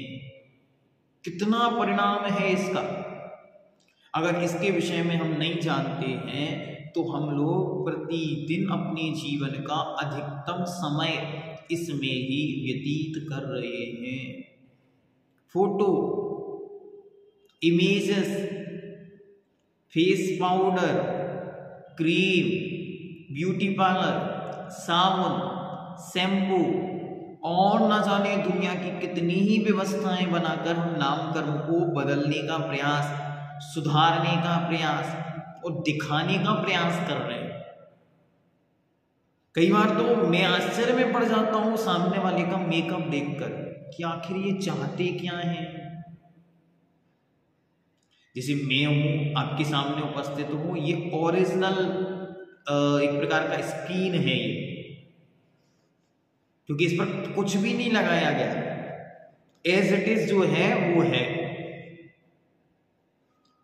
लेकिन आप यदि किसी भी व्यक्ति को जज करने की कोशिश करें, मंदिर में आप बैठ जाएं, 1 घंटे 2 घंटे 4 घंटे बैठे और आने वालों के मात्र चेहरे को देखें, तो उस पर कितना कुछ डेकोरेट किया गया है, तो कितना कुछ हमारा जीवन इस नाम कर्म में ही व्यतीत होता है। मोटा, दुबला, पतला, हकला, तुतला, अंधा, काला, सांवला, कितनी ही प्रकार की प्रवृत्तियां हैं। जिस प्रकार कोई चित्रकार अनेक प्रकार के चित्र बनाता है, कोई मनुष्य का, कोई बैल का, किसी का हाथ लंबा आदि, उसी प्रकार नामकर्म इस प्राणी को कभी घोड़ा, कभी कुबड़ा, कभी गोरा आदि अनेक रूप परिणमाता है। हमारे आँख, कान, नाक, शरीर आदि सब नामकर्म के उदय से ही बनते हैं। सब नामकर्म के ही संरचना है। भगवान ने हमको गोरा क्यों बनाया, भगवान ने हमको काला क्यों बनाया, अरे इतना मोटा नहीं बनाते, थोड़ा कम कर देते। तो भगवान कह रहे हैं बेटा मैंने कुछ नहीं किया, जैसा आपने नामकर्म का आश्रय किया था तदनुसार ये बंध संघात संरचना आपके सामने उपस्थित है। मैंने तो रंच मात्र भी उसमें सहयोग भी नहीं किया, मैं तो अपने सिद्धालय में अनंत सुख के उपभोग करते हुए विराजमान हूं। ये यहाँ पर स्वतंत्र कर रहा है कि हम शरीर की रचना को देखकर उस व्यक्ति के व्यक्तित्व को आंकते हैं। कितने ही महापुरुष हैं जो आचार्य भगवंत विद्यासागर जी महाराज के एक गुण को भी नहीं पहचानते कि उनका गुण क्या होता है। वे 36 गुणों के धारी हैं, वे 28 मूल गुणों का निर्दोष पालन कर रहे हैं, जानते ही नहीं। मात्र क्या देखते हैं, उनके शरीर को देखते हैं। शरीर पहले अच्छा हष्ट-पुष्ट था, अब दुबला होता चला जा रहा है, कमजोर होता चला जा रहा है। तो ये साधु की साधुता की पूजा है या शरीर की पूजा है, विचारणीय है। ऐसी संसार में हमको देखें कि बाह्य शरीर की ही पूजा है या व्यक्तित्व की पूजा है, ज्ञान है, चारित्र है, श्रद्धा क्या है, या मात्र आपका रंग कैसा है, आपका रूप कैसा है, इनकी सुंदरता कैसी है। अभी देखो इसके कारण बताएंगे, आश्रम किताब हम आपको बतलाएंगे। अगर इसको हमने सुधार दिया तो हमारा जीवन वैसे ही सुंदर हो जाएगा, हमको कभी भी कोई भी चीज की उपयोगिता की आवश्यकता नहीं पड़ेगी। कहीं भी रहो, कैसी भी स्थिति में, कभी आपको मेकअप, ओवर डेकोरेशन, बाहर से कुछ लीपा पोती की आवश्यकता नहीं पड़ेगी। एक सहज सुंदरता नाम की भी कोई वस्तु होती जो हम अपने निर्गंत योगियों में देखते। ये कभी स्नान नहीं करते, फिर भी इनका देह एक कांति को लिए हुए होता है, देखते। शुभ नाम कर्म से शरीर के अंग सुंदर एवं सुडोल होते हैं, जबकि अशुभ नाम कर्म से असुंदर और बेडोल होते हैं। सब अपने ही हाथ से अपनी रचना बनी है। बंध के कारण मन, वचन, काय को सरल रखना। मन में होए सो वचन उचरिए, वचन होए सो तन सो करिए। करिए सरल तिजोग अपने, देख निर्मल आरसी। आरसी मतलब दर्पण। दर्पण में जैसे हम देखकर जैसा उसके सामने करेंगे वैसा ही दिखेगा। वैसे ही प्रति समय हम सजग रहें, जागरूक रहें अच्छी तरह कि अगर हमने ऐसा किया तो इसका परिणाम इस रूप में सामने आता है, आ सकता है। इसलिए मैं हमेशा अलर्ट रहूं, सतर्क रहूं कि मैंने इस प्रकार का परिणाम किया, अब इसका फल इस रूप में उदय में आएगा। धर्मात्मा को देखकर खुश होना, धर्मात्मा और धर्म को देखकर, धर्म का स्थान देखकर, प्रतिमाएं, मुनि महाराज, इनको देखकर मन में आह्लाद, आनंद, खुशी, उमंग, उत्साह, उमड़ आना, ये शुभ नाम कर्म के आश्रम में कारण बनेंगे। अंगोपांग का छेद नहीं करना, षोडश कारण भावना भाना आदि कार्यों से शुभ नाम कर्म का बंध होता है। अशुभ का कैसे होता है, ये तो सुंदरता के लिए बता दिया। सुंदरता के लिए एक सबसे सुंदर मंत्र है, भगवान समंत्र भद्र ने दिया, भक्ते सुंदर रूपम, भक्ति से सुंदर रूप की उपलब्धि होती है। इसलिए हृदय को बिल्कुल एकदम सुंदर स्वस्थ करके प्रशस्त परिणामों के साथ श्री जिनेंद्र भगवान की महाभक्ति करें। एक दिन नहीं कि मात्र विधान हो रहा है तो विधान में तो झूमेंगे, नाचेंगे, गाएंगे और करेंगे क्या, लेकिन बाकी दिनों में सुप्त हैं, न मंदिर जाना है, न पूजा करना है, न स्तुति करना है, गए भी मंदिर तो चावल चढ़ाए और भगवान को देखा भी नहीं कि भगवान कैसे हैं और लौटकर आ गए। भक्ति कहाँ है, परिणामों की विशुद्धि कहाँ है, निर्मलता कहाँ है।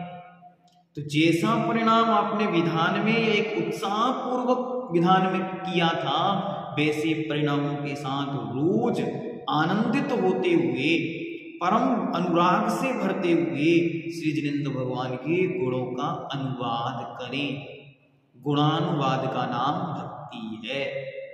मात्र नाचने गाने का नाम भक्ति नहीं है, अपितु गुणों के अनुराग का नाम भक्ति है। जो आपने पाया वो हमें भी प्राप्त हो, जो आपने पाया वो दुर्लभ है, इसलिए हम उसके गुण गाते हैं, इसका नाम भक्ति है।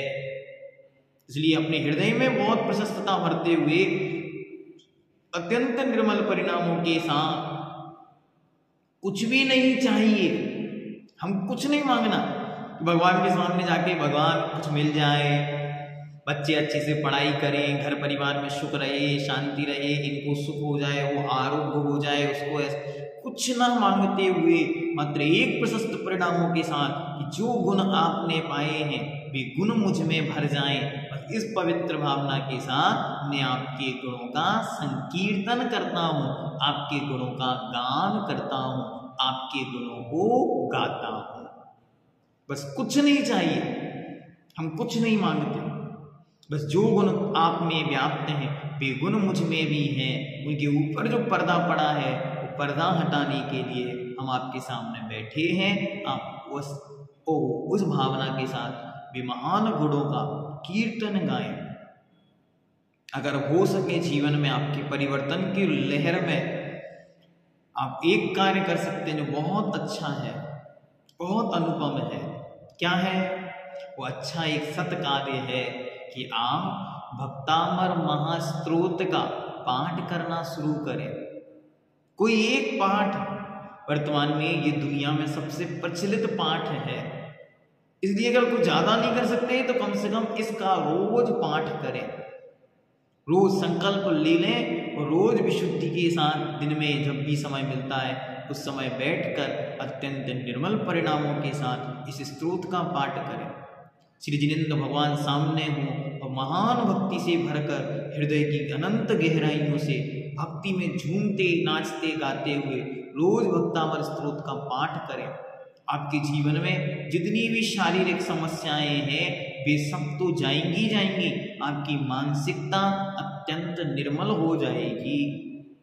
क्योंकि जो आज मन में क्लू है, भगवान के प्रति गुस्सा है, कभी इस पर एक विशेष सेमिनार रखेंगे तब आप लोगों को बुलाएंगे, और आप लोगों का मन हो तो आप हमको बुला लेना, तो हम आपके पास आके बताएंगे कि कैसे हमारे अंतरंग के परिणाम, हमारे अंतरंग की गुस्सा, हमारे अंतरंग की कषाएं हमारे शरीर को, हमारे जीवन को रोगी बनाती हैं।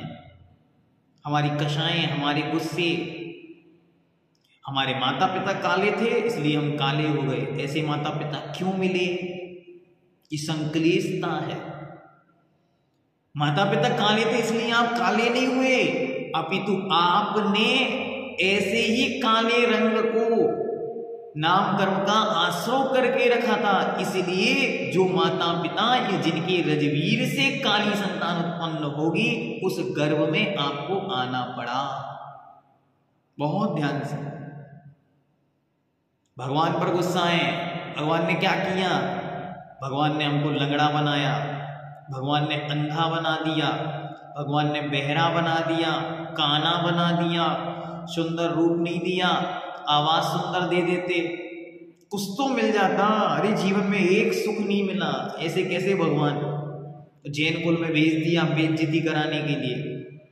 ऐसी जो भावनाएं मन में कषाय परिणतियां कालुष्यता भरी हुई है, ये कालुष्यता असाता वेदनी के साथ साथ अशुभ नाम कर्म के आश्रय के साथ साथ मोहिनी कर्म के आश्रय का भी कारण बनती है।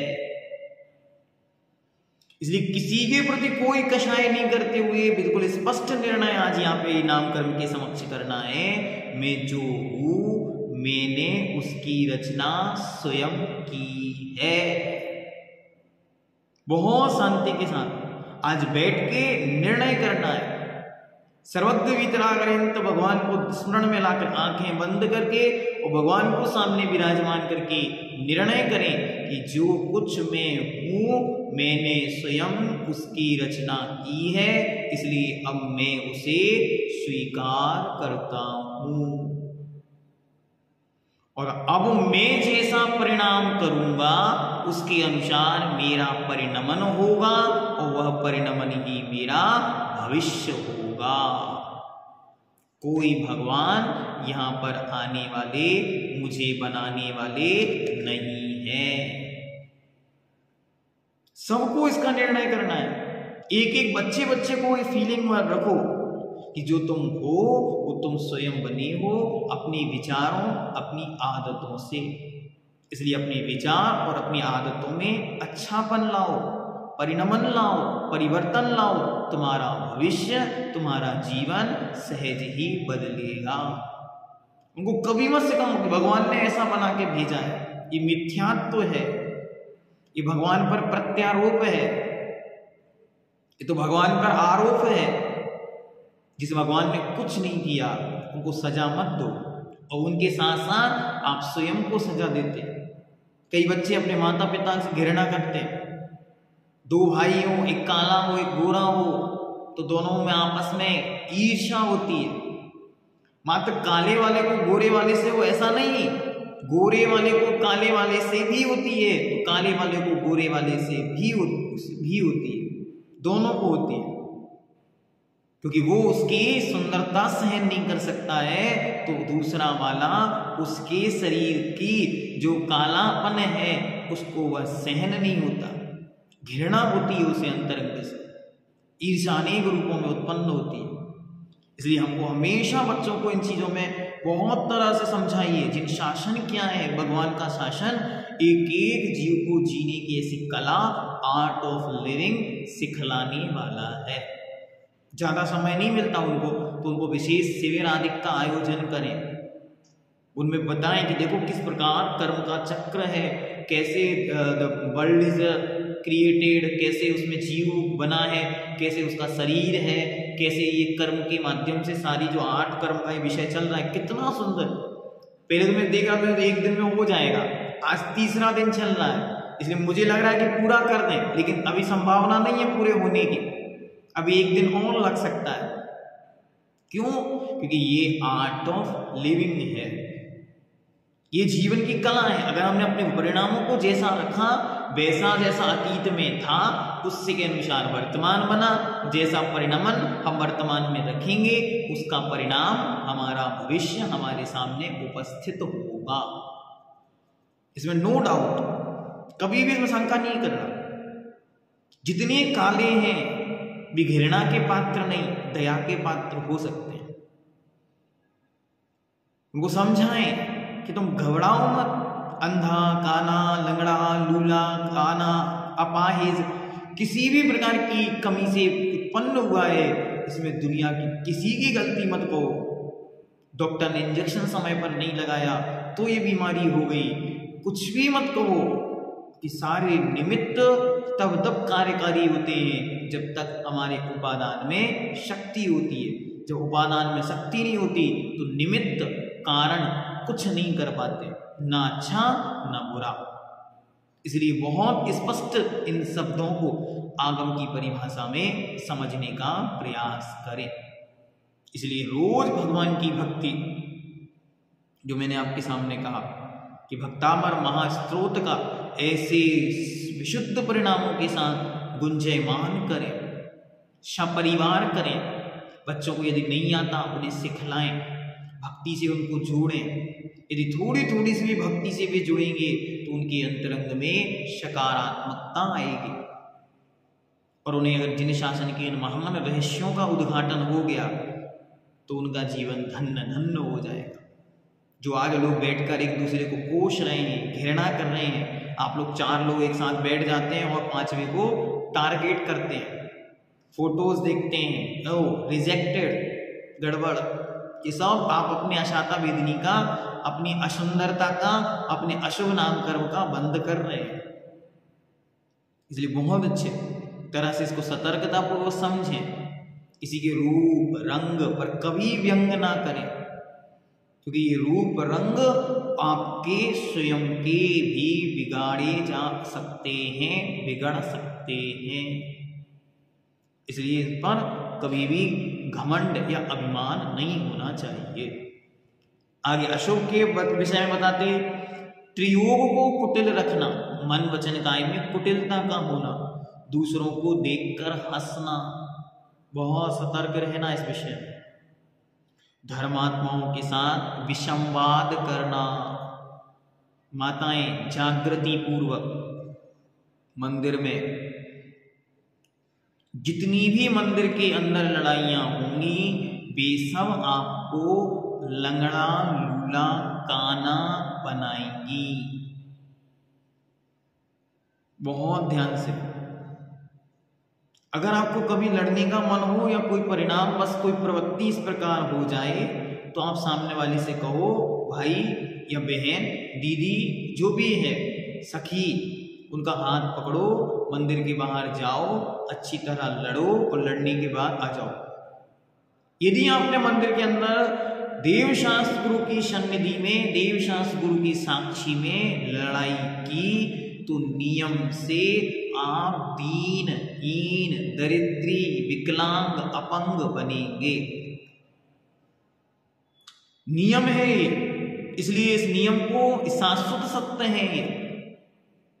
इसलिए मैं आपको बिल्कुल स्पष्ट कहता हूं कि कभी भी मंदिर में कैसी भी स्थिति आ जाए, सामने वाला कितना भी कषाय परिणति से युक्त होता हो, कभी भी मंदिर की 4 दीवारी के अंदर तेज आवाज, तू तड़ाक, विसंवाद नहीं करना।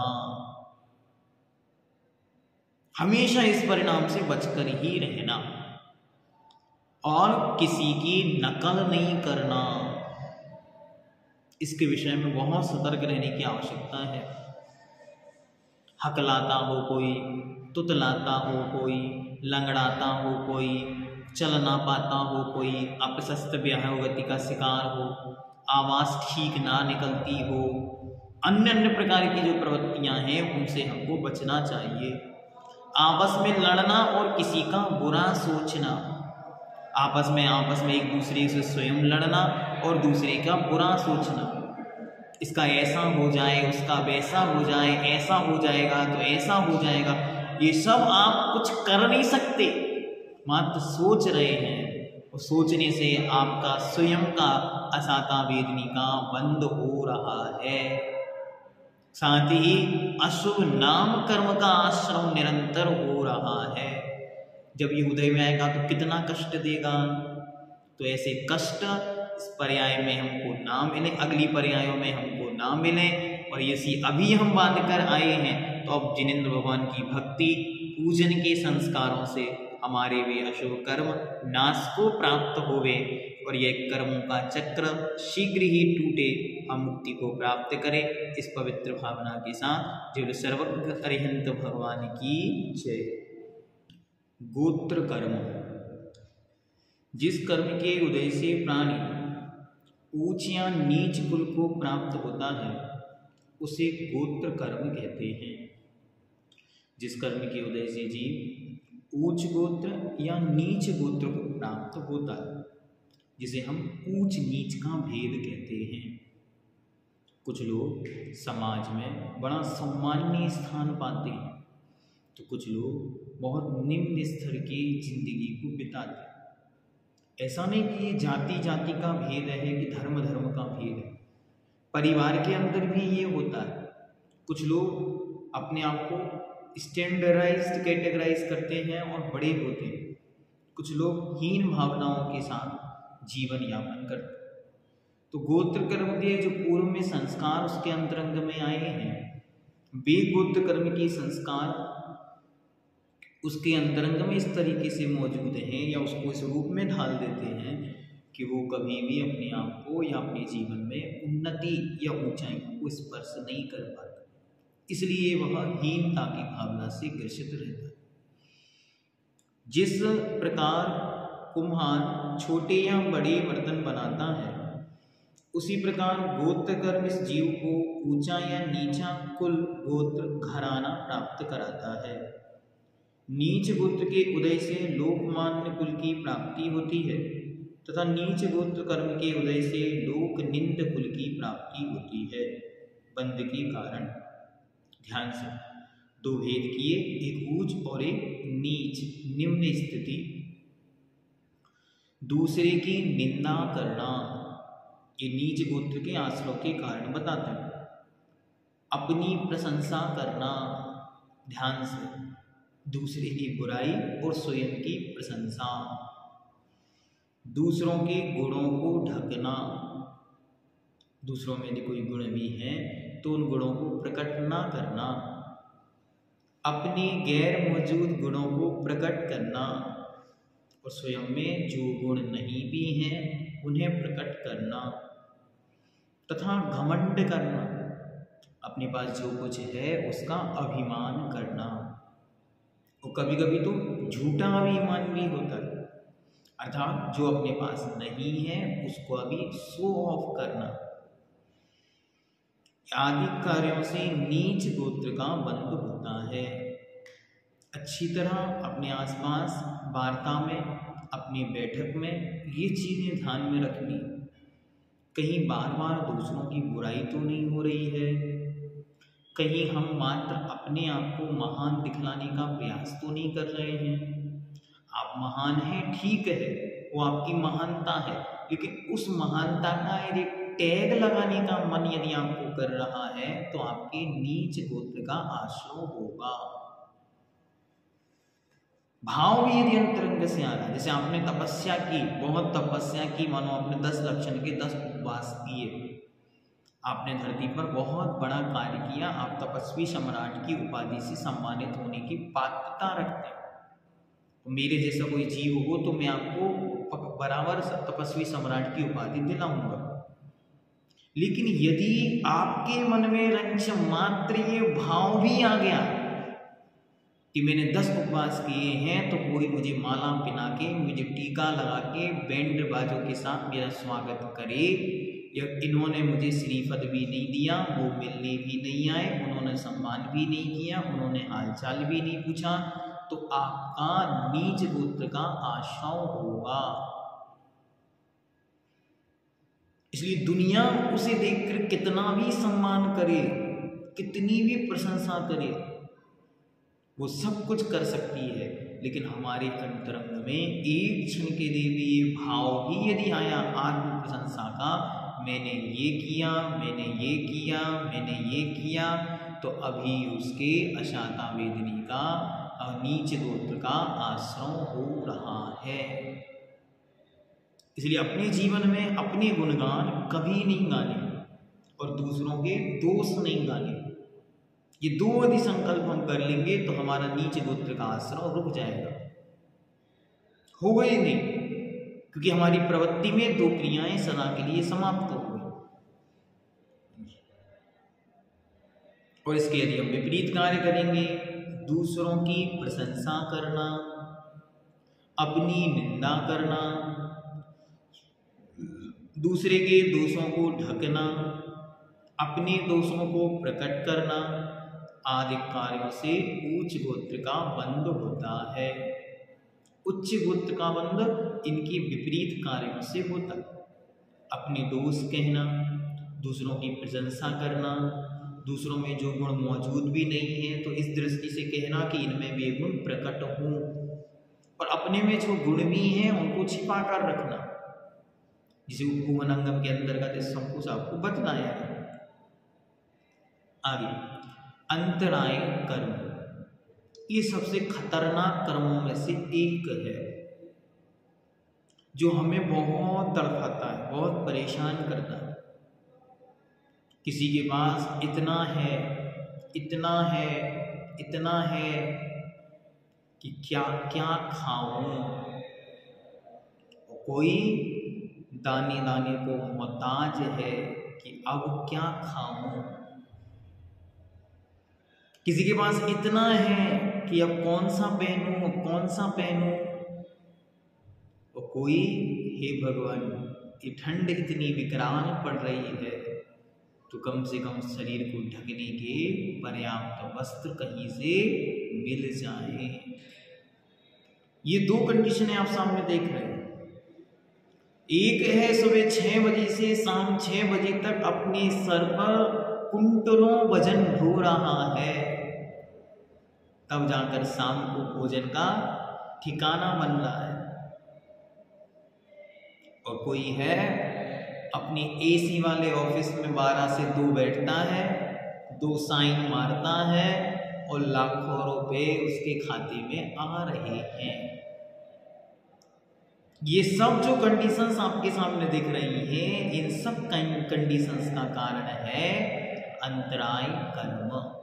देख, जो कर्म दान मतलब देना, लाभ मतलब प्राप्त करना, मिलना, भोग मतलब भोगने योग्य वस्तु, उपभोग जो बार बार भोगने योग्य वस्तु, भोग एक बार भोगने योग्य, जैसे भोजन, माला, और उपभोग जो बार बार भोगने में आए, जैसे घर, गाड़ी, कपड़े, आभूषण आदि, या शक्ति मतलब सामर्थ्य, बल में विघ्न डालता है, उसे अंतराय कर्म कहते हैं।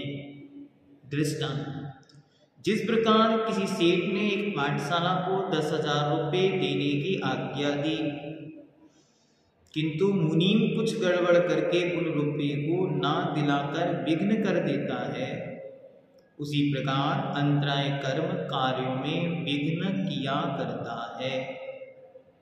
जैसे अजित कुमार लड्डू खा रहा था, कुत्ता लड्डू छीन कर ले गया, तो अजित के अंतराय कर्म का उदय समझना चाहिए।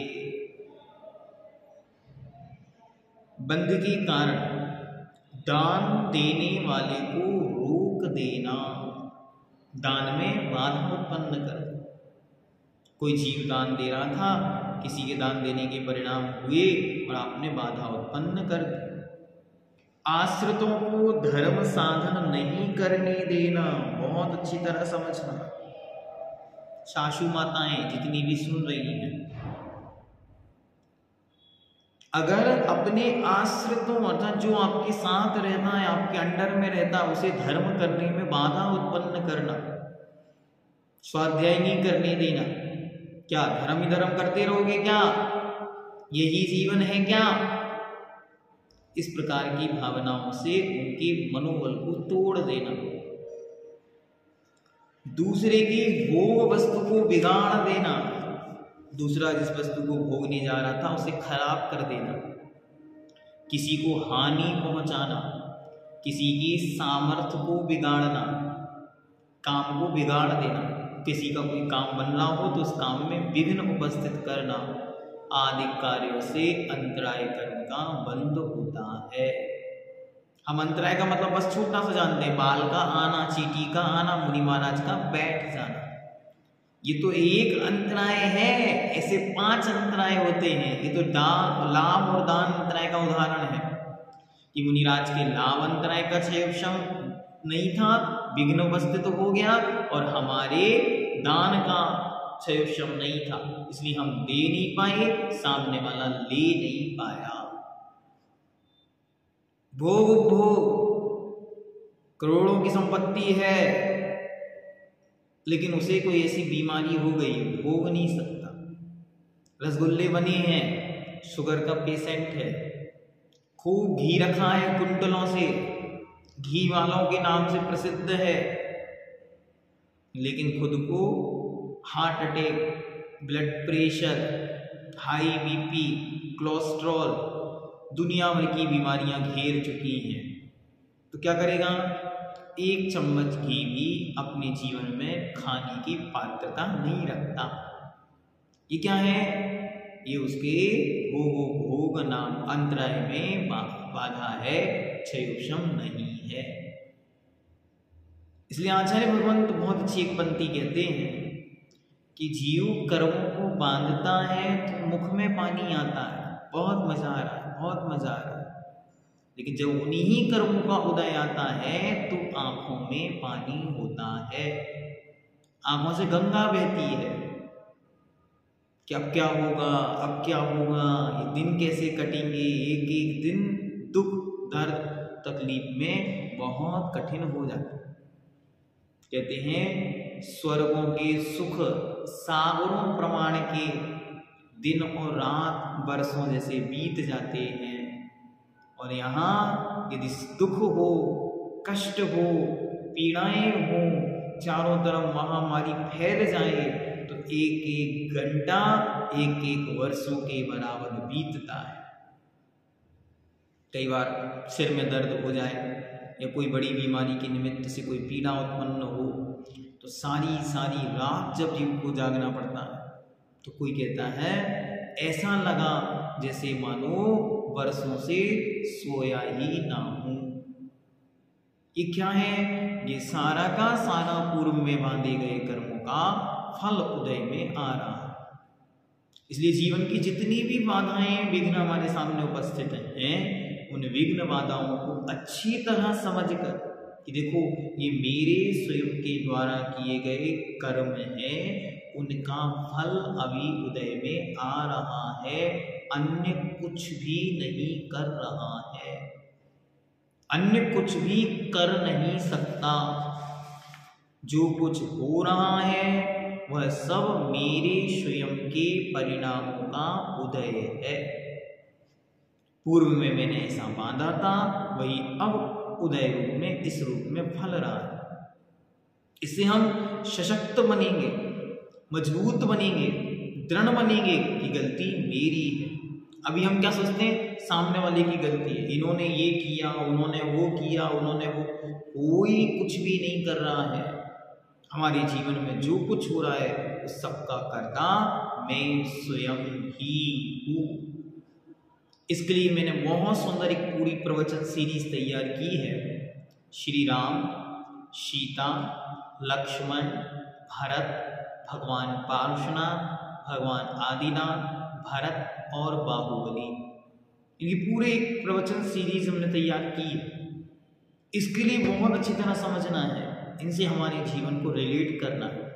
आज आपको सीता जी वाली सीडी मिलेगी सुनने को वीडियो, तो आप एक बार अवश्य उसको बहुत शांति के साथ एक बार जीवन में जरूर सुने, और जब उसे सुने तो सुनने के बाद उसे जिन जिन को आपको लगे कि ये वो सुन लेगा, उसका कल्याण हो जाएगा, उन सबको अच्छी तरह उसको प्रेषित कर देना, भेज देना।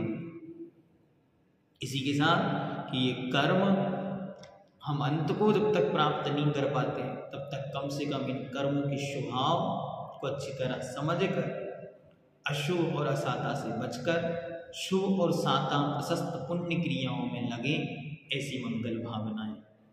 सबसे खराब कर्म कौन सा है? मोहिनी कर्म। मोहिनी कर्म से ही दूसरे कर्मों का बंध होता है। और इसके नष्ट हुए बिना दूसरे कर्मों का नाश भी नहीं होता। इसकी स्थिति भी सभी कर्मों में सबसे अधिक है। 70 कोड़ा कोड़ी सागर तक मोहिनी कर्म बना रह सकता है, उत्कृष्ट स्थिति है। इसलिए मोहिनी कर्म ही सबसे खराब कर्म है। कर्म रहित जीव। अरिहंत भगवान के 4 गतियां कर्म होते हैं। सिद्ध भगवान के 8 कर्म नहीं होते। एक प्राणी के एक पर्याय में एक ही प्रकार की आयु का बंध होता है और कंटिन्यू प्रति जीव के प्रत्येक समय 7 कर्मों का आश्रय और बंध होता रहता है आयु को छोड़कर। अपकर्ष काल में ही आयु का आश्रय बंध होता है, उस काल को छोड़कर बाकी 7 कर्मों का आपका निरंतर बंध होता है। आप चाहे सो रहे हो, जाग रहे हो, रो रहे हो, खा रहे हो, पी रहे, चलना बैठना उठना, गुफा में कितनी नीचे चले जाएं, एरोप्लेन में उड़ने चले जाएं, धरती आसमान देव नरक मनुष्य त्रियंच सारी पर्यायों में रहें, कंटिन्यू कर्म का आश्रम होता है। इसको अच्छी तरह समझकर हम कर्म के आश्रय से बचते हुए आत्म कल्याण के क्षेत्र में प्रवृत्ति करें और आत्म कल्याण के क्षेत्र में ही हमारे जीवन का उद्धार है, ऐसा दृढ़ संकल्प भी हम करें। एक बहुत सुंदर पंक्ति आती है, वो आपके सामने रखता हूं। जिनका पुण्य प्रबल है भगवन,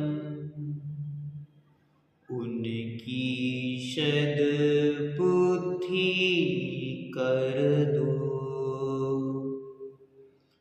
जिनकी सद बुद्धि है भगवन, उनका पुण्य प्रबल